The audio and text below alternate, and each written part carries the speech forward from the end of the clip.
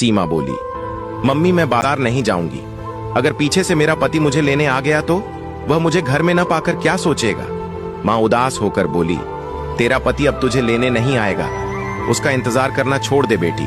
सीमा बोली, शुभ शुभ बोला करो ना मम्मी, क्यों इतना कड़वा बोलती हो।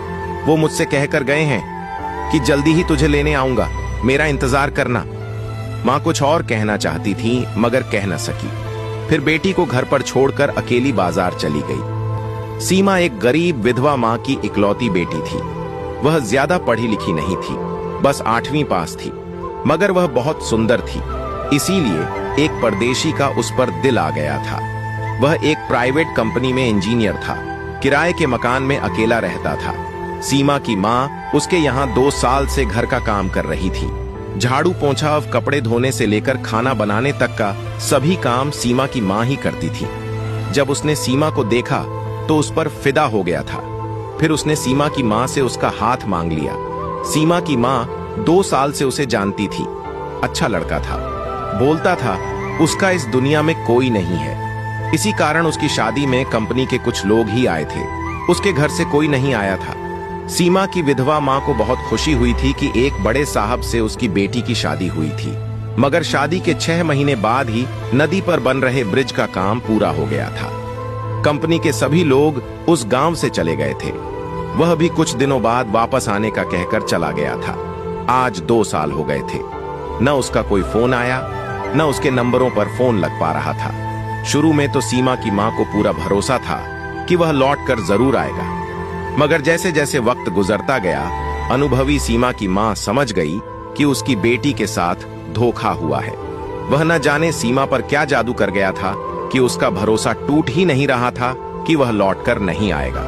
सीमा पागलों की तरह उसका इंतजार किया करती थी, हर आहट पर चौंक पड़ती थी। इधर माँ से बेटी का दुख नहीं देखा जा रहा था।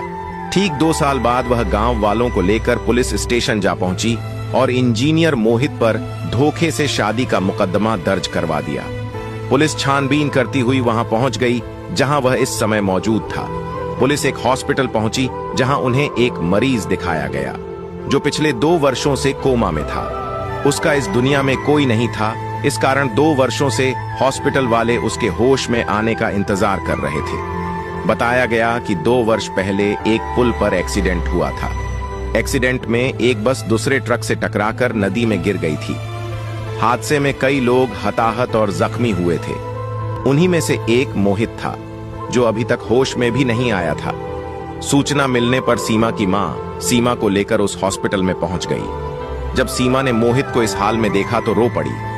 वह रोते रोते उसे झंझोड़ने लगी। बोल रही थी, उठिए ना, कब तक सोते रहोगे। और एक चमत्कार हो गया, मोहित ने आंखें खोल दी। ऐसे लगा जैसे वह सीमा का इंतजार कर रहा था कि कब वह आकर उसे जगाएगी।